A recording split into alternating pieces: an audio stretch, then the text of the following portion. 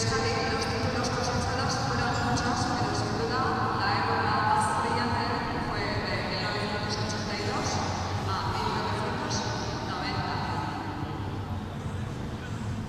donde el equipo de Valladolid fue un equipo imbatible que disputó todas las chapelas del juego en todas y cada una de las diferentes categorías de liga.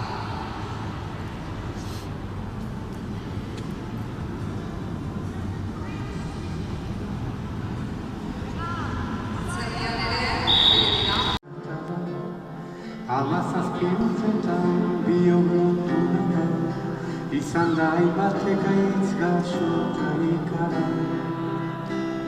Hamazazpietan biogratura ta onenean horrela ikuntara.